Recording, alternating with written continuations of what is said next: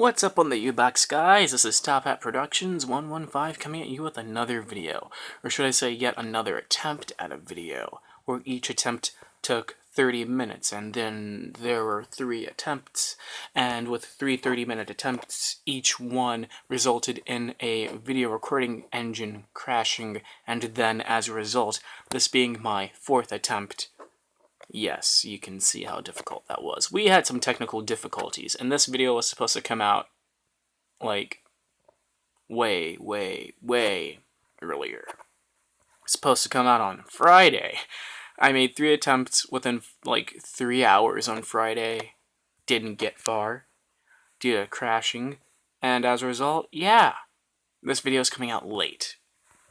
So, what's up? This is TopHat coming at you with another video, probably with a lot of stuttering in a couple seconds, and also a lot of content and or topics to cover. So let's go on and get that started. Inserting intro here.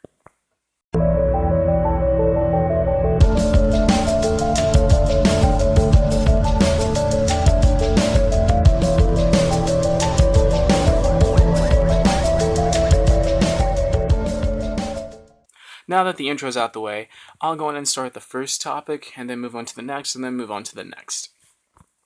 That's simple, and I'm not really going to reveal the topics in advance. We're just going to talk about each one. The first one being, of course, the result of the election, which is something that I've been meaning to do for over a month, but due to college, it got put off. As you people already know, the United States had an election, and, well, you already know who won the election, so there's no real need to go over that. The only problem is currently with the way that the people are reacting. I have nothing against people, I have nothing against opinions. But if you're going to voice your opinion, there are ways of doing it that are less destructive and less crass than what I've seen on the internet recently. If you don't like Donald Trump, that's fine. Feel free to say that you don't like the fact that Donald Trump is president. But please, don't threaten to commit suicide over something like that, or, I don't know, threaten to hurt or kill people over it. And also, I'm hearing a lot of crazy things about assassination plans and attempts and stuff like that. A lot of things that were just completely unnecessary and completely uncalled for. People, calm down. It was an election. I understand you're a little bit ticked, but seriously, I'm hearing a lot of easily triggered people go off, and it's kind of it's disturbing when you think about it, because people were always talking about how, oh, if Hillary Clinton won, then Trump supporters would do this, or Trump supporters would do that. And now that he's won, as in Donald Trump, now we're getting a bunch of Hillary Clinton supporters going off. I don't really care who supports what campaign or who supports what person. What I am concerned about is the fact that people are overreacting over something that in the end has already been decided. No need to cry over spilled milk. The election already happened. Get over it and do what you need to do to get by. I understand that you might not like the result, but that doesn't mean that you have to make other people's lives miserable just because of it. Now keep in mind, I'm not saying to shut your mouth or anything. You don't have to keep your opinion in. You don't have to stay quiet about it.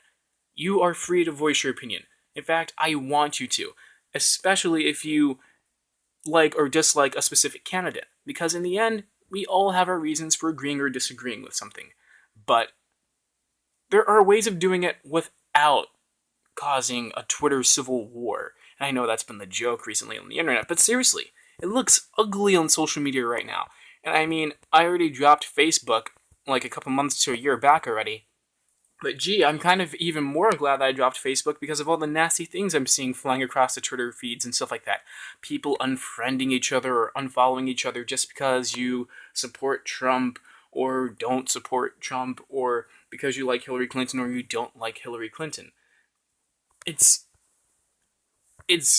unnecessary in the end. And I'm seeing a lot of hurt feelings and stuff like that. It's something that shouldn't be happening.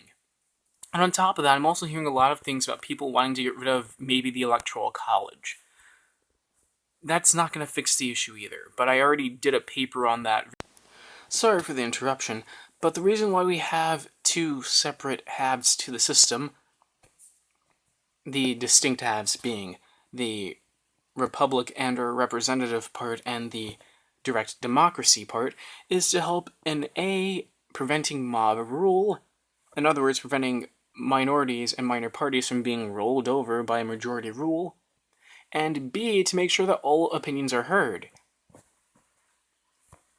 With that being said, if you try to get rid of the part of the system that prevents mob rule, you'll end up with a lot of people not being heard, or a lot of people just being stamped out just completely, and a lot of people's rights being rolled over. It would only lead to more strife. But I'm not really going to go more into that because it's unnecessary, and I think that most of you already know how to look most of the stuff up. Besides, I already said that I would leave a link or two to a few papers I've written about that topic. With that being said, I'm putting out a call to action. Everyone stop being butthurt about the election. There. Now that that's said, I hope you guys are having a good day, and I'm hoping that you guys didn't rage over whatever election results or politics or whatever is happening. Because in the end, it's not really worth raging about, and it's already happened. I'm hoping that most of you aren't going to rage in the comments about that, because spilled milk is already spilled milk, and someone has to clean it up. Now that we've gone over that, now it's time to go over other things that are way more, probably not interesting, but more enjoyable to talk about that don't have to cry over already spilt milk. TXP Network Matters, to be exact.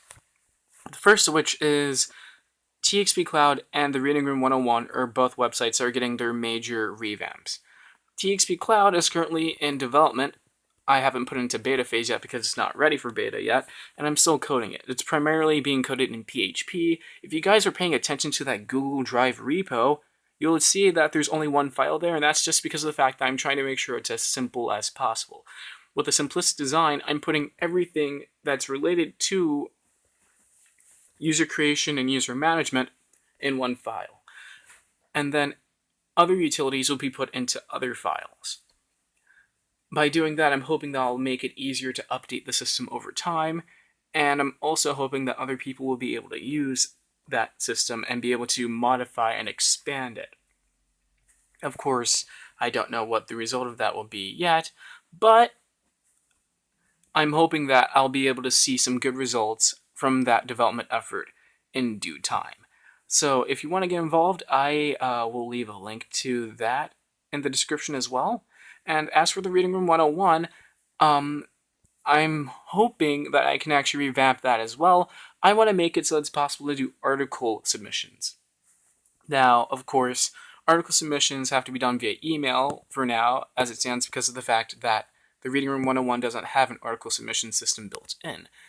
But in the future, I hope to build in this system so that you can actually apply to, put content on the ReadingRoom 101, or maybe apply to put commentary out or something like that. Something similar, not really to Facebook, but more so like a blogspot type of mechanism, per se. With Blogspot, you can primarily just leave a comment, but you can't actually submit, a whole blog entry or an article, and I'm hoping to actually make it so that you can submit whole articles and stuff like that, and then from there being able to comment on that, and also to have a discussion forum behind it.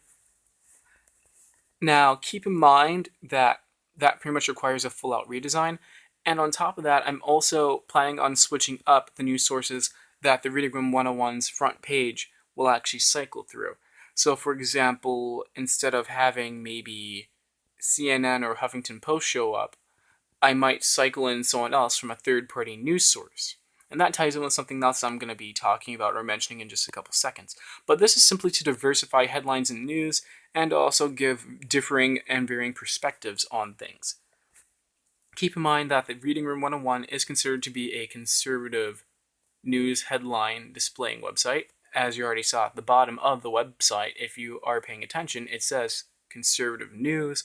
However, I want to provide as many viewpoints as possible, and I tend to try to be unbiased, but sometimes it is a little bit biased just because of where the news headlines come from.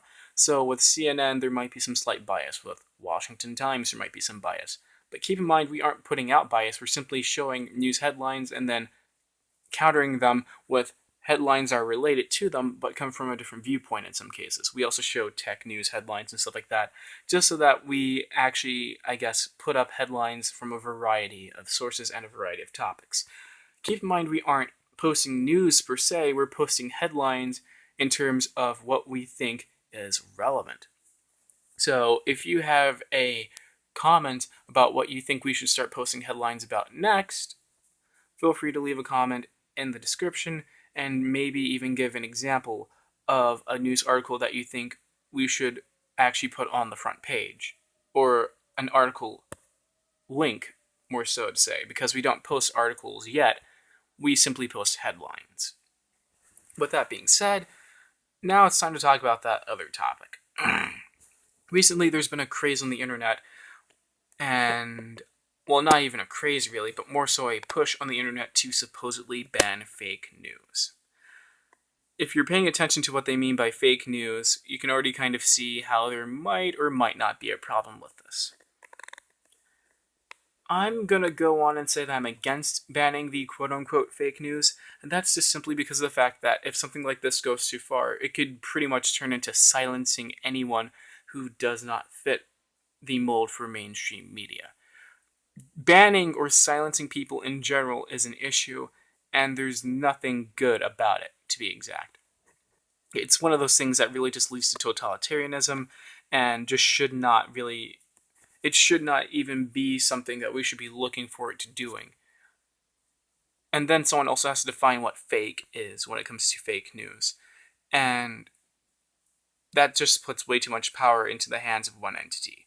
It's one of those things where you know that you're going to screw someone over, and it's not really fair to do so, seeing that if the definition of fake isn't fleshed out well enough, it could end up, how should I say this? It could end up being used as a censoring mechanism. And as such, it's not something that any content creator should really stand behind. By silencing or censoring someone, you're pretty much taking away their right to free speech, which is why I cannot condone such. Now, if you have an opinion about it, just leave it in the comments as well. I'd like to see it. But speaking about those comments, just make sure that they're appropriately written. In other words, no curse words, no profanities, no threats, none of that ugly stuff that we've been seeing on the internet lately. Because in the end, we are here to propagate discussion. We're not here to cause flame wars. We're not here to cause violence. We're not here to hurt other people's feelings. There is a way to hold discussion, and there's a way to do it properly. So, if you can't leave a comment without becoming profane and disgusting, please don't leave the comment. You already know how disgusting, profane comments are handled on this channel. Without further ado, we're going to hop off of politics and tech development, and now I'm going to talk about the last thing. That would be the TXP-Vos. The TXP-Vos has been in development now for a couple of years, and it's being pushed out to 2017 or 2018, and that's just due to the fact that there's only one developer on that currently. The bootloader and kernel development is coming to a close soon, and as it stands, the next thing I'll be working on will be the memory management system. So if you want to help out with that, feel free to leave a comment. Feel free to apply to become a TXP Network developer or member, and just make sure that you have a decent knowledge of C or C++ and or NetWide assembler. With assembler, if you do want to apply on the basis of having knowledge with assembler, make sure that you know how to program. Well, I'm stuttering. Make sure that you know how to program. Hang on.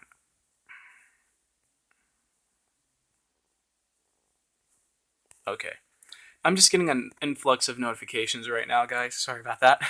But if you do apply on the basis of knowing assembler, just make sure that you know how to actually program on a low-level basis with assembler. Now, that might not really make sense because low-level and assembler, well, assembler is a low-level language. What I mean by on a low-level basis in this case is pretty much know how to actually set up a computer from the time that BIOS hands over control to the bootloader and up. So in that case, we're asking that you know how to actually code your own bootloader, or at least be able to actually get the computer into protected mode, etc. In other words, being able to actually switch hardware modes and stuff like that. And also being able to handle interrupts and be able to make interrupt service routines and stuff like that. It's just so that we can actually get things done a little bit faster. I've already set up those a little bit, but at the same time, it's better if developers actually know how to do that beforehand. Besides that, TXP-Vos currently does not have a GUI. Don't expect one anytime soon. And no, we are not really using any kernel code from Linux at this time.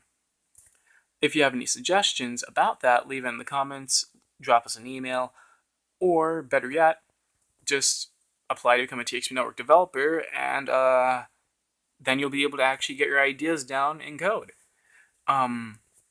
Besides that, there is not really much else to talk about. With that said, I'm guessing that you guys are probably wondering why I'm actually making this video, because obviously making a video about, oh, don't rage in politics, doesn't really seem like a good video to put out to begin with.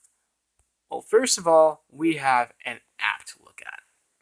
Well, not exactly an app, but more so a GUI, and I hope that you like the GUI. It is called Andronium OS.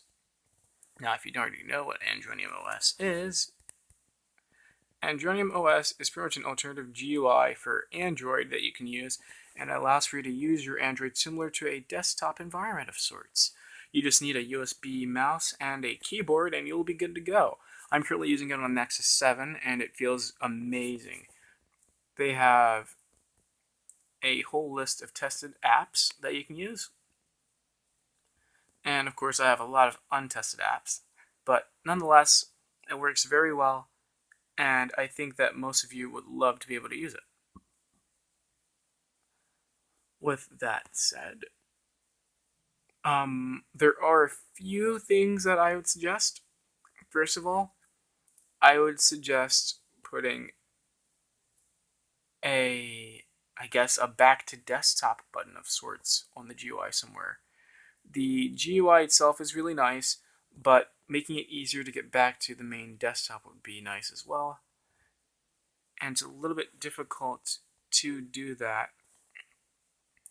without, using the up on-screen controls that you just...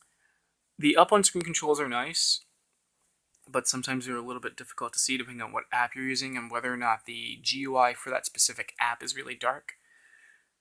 So I'm thinking that it would be nice to put a back to desktop button putting a back to desktop button just somewhere in the corner, like where I'm moving the this blue logo to.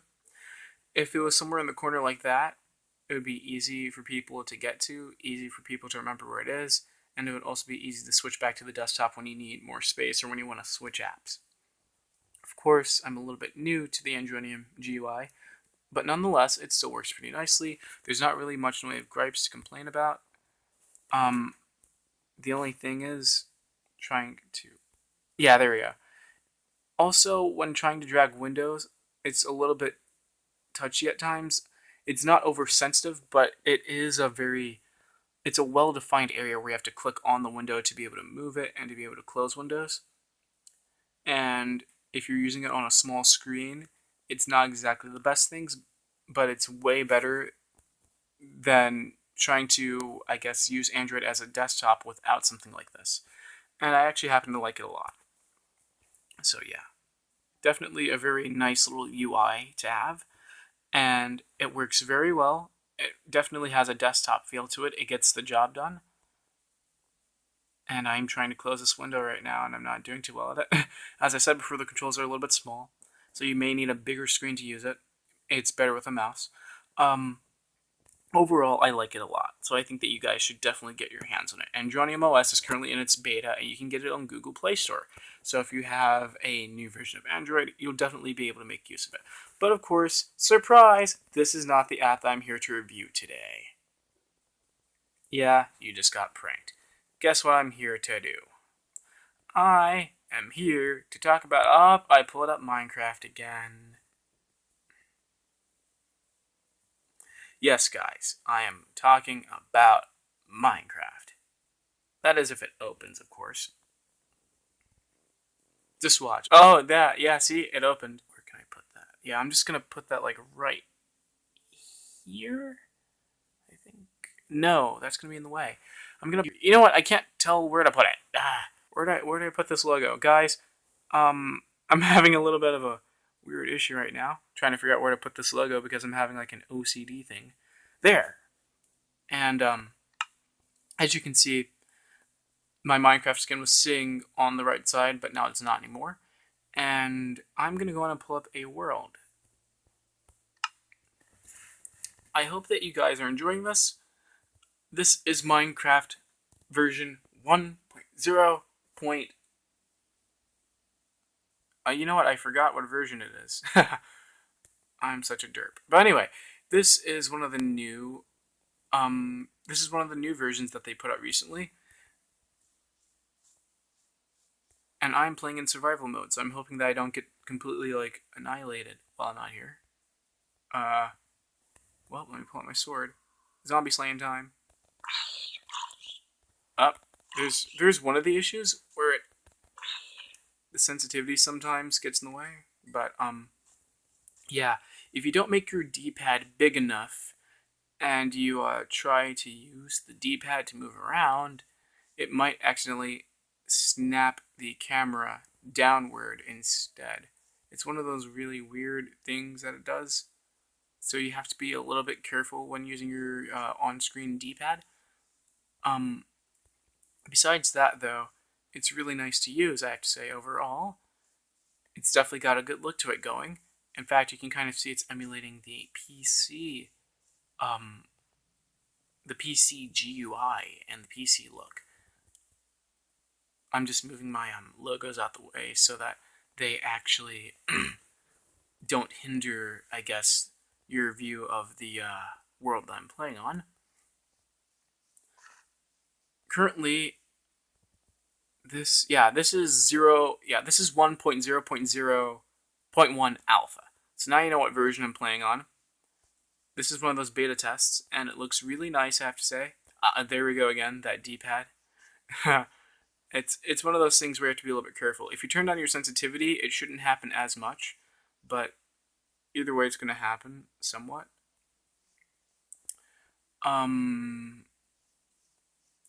Definitely a good feel. I turned off view bobbing because I don't really like view bobbing. So far, it's working really well, I have to say. There's not really much in the way of lag, if anything. Oh! Spiders. Spiders. I hate spiders. I hate spiders. Don't you dare. No, no, no. This is that, ow. This is that thing where it does it. It like, does it a lot when I'm trying to move around really fast. For some reason. Haha. Oh, ow. I'm probably gonna die in the middle of this video. I'm not doing well. Please don't be a skeleton.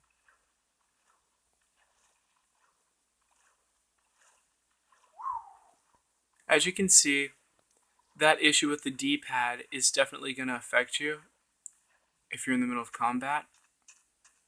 So, yeah, you're going to want to make your D-pad nice and big, and you're going to want to turn down your sensitivity just a tad bit to make sure that it doesn't snap the camera downward while you're busy trying to fight or run away from an enemy. That really gets annoying. Oh, you've got to be kidding me. It won't let me... Oh, okay. I have to be like close to a block to be able to do that. But yeah. That's one of those things. Well, it did it again. I'm trying to figure out how to like reproduce that. Is that dude holding an enchanted sword? I would totally take that zombie out if I wasn't being chased by a spider and a creeper as well. How do I reproduce that issue, though? I don't know how to reproduce that. Is it like from touching two different areas of the screen at the same time? It's... You know what, I guess I'll find out the hard way since the enemies are approaching and it's still nighttime. Without further ado, let the battle begin! or lack thereof. Hello. Ow. I'm just gonna sit here and not take that. Yeah, there's a jump shot. Get over here. I like that sword. Or not. I guess not.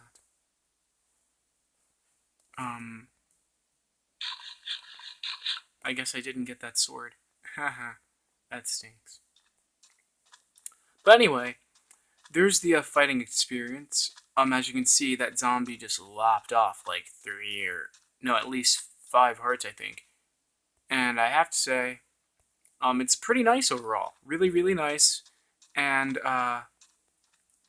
if I could, I would have the video recorder display screen touches so that you can actually see where I'm touching on the screen when I do certain things, like when I had that weird thing happen with the camera just throwing itself downward at the ground.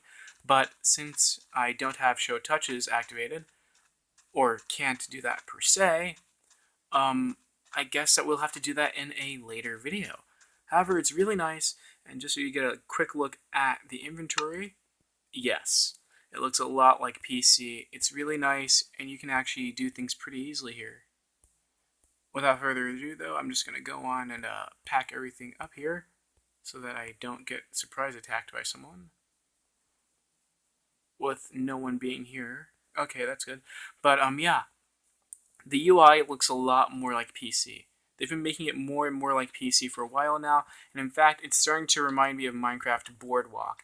You know what Minecraft Boardwalk is, I hope, because I was doing videos on that earlier, like a couple months ago, and I was doing it a lot because of the fact that I couldn't get myself to a PC to play Minecraft on a regular basis, because I'm in college and I don't always have time to pull out a computer to play games when I'm busy doing work. So the fastest thing I can do is play Minecraft PC on my phone. I have to say, Boardwalk didn't really lag much as well. Well, I mean, it lagged, but not as much as you'd expect for Minecraft PC on a phone to lag. Nonetheless, though, this definitely reminds me of Boardwalk, which is part of the reason why I like it really just a whole lot in general. And there's a spider, so time to test my fighting skills again. Okay, let's see if I can do this. Don't you dare, don't you dare! Get back, get back, get back, get back. Yeah, that's right. See? I do have some skills. It's just I'm not used to the, oh no. I have to clear these lands. You know what, I don't actually, oh wait, the spider's floating towards me. I might actually have to take him out.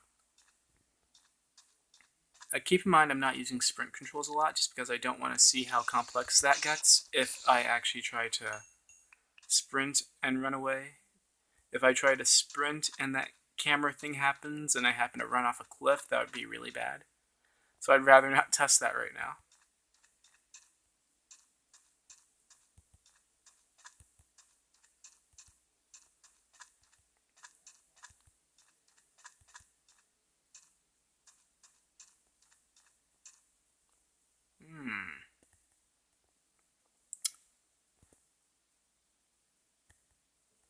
I'm betting that I'm standing over an unstable area right now. Oh. Oh. Oh yeah. Guessed it right. Almost got killed by a hole in the ground. If I had been standing over that the wrong way, would have been completely wiped out.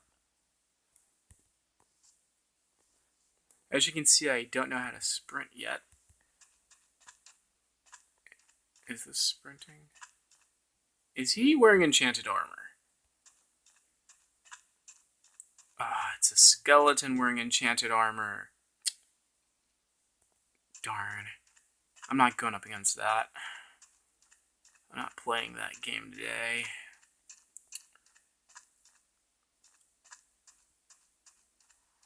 Oh no. This is just as bad as playing at night. Only Enderman can't go after me at least. When it rains, Endermen hate it, but zombies and skeletons love it. And I think we all know why.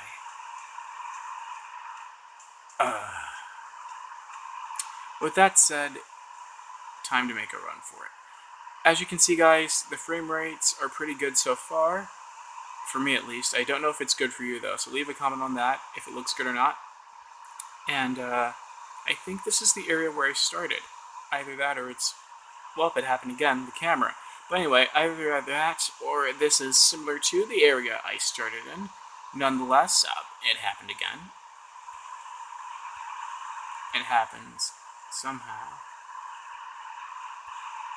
I'm trying to figure out how it happens.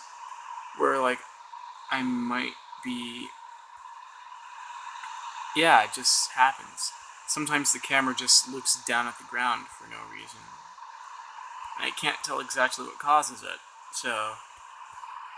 with that being said, overall, this is a really good version of Minecraft Pocket Edition, and I really like this update.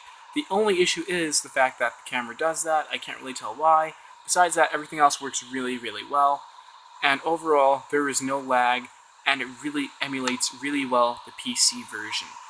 The only thing that I haven't shown yet is, I guess, the wide variety of items. I could go into creative mode for that in another video. And also, there's an Ender update that came out recently. I believe this has the Ender update in it, if I remember correctly, because I signed up for the Minecraft beta/alpha, and this happens to be it. So, yeah. If you want to see me do a video on that, I'll do it. Or a video series, for that matter. And, besides that... OCD. But anyway, besides that, that is the end of the video, guys. So if you want to see me do yet another survival thing, for the first time in a while, say it down in the comments. And if you're new to this channel, feel free to subscribe, and also to add notifications as well.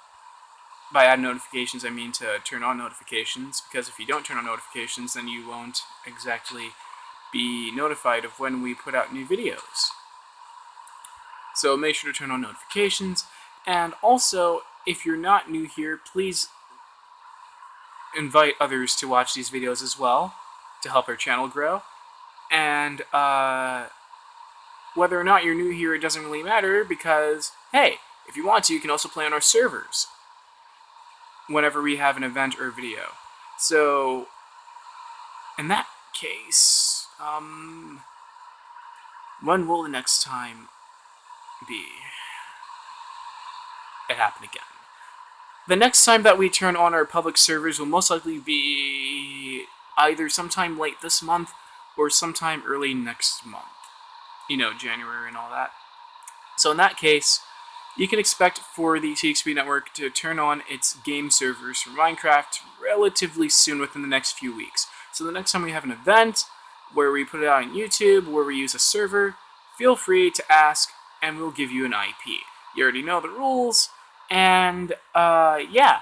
So without further ado, I'm probably going to go on and end this video. Welcome to the Galaxy for all you new users, and whether or not you're new here or not, please leave a like, and if you haven't already done it, subscribe, keep it cool, and I hope to see you in the next video. Also, guys, we're going to be doing videos on a weekly basis if I can. Weekly or bi-weekly. I can't do daily videos because of the fact that I have a lot of things I have to do, and I'm also planning for Christmas and all that. And leave a comment about what holiday you celebrate while you're at it. And I'm getting some... never mind. Yeah, I'm getting a lot of notifications, so if I start lagging a little bit, it's because there's stuff running in the background. But nonetheless, I'm going to go on and end the video here, and I hope to see or hear from you guys in the next video. Keep it cool, and goodbye.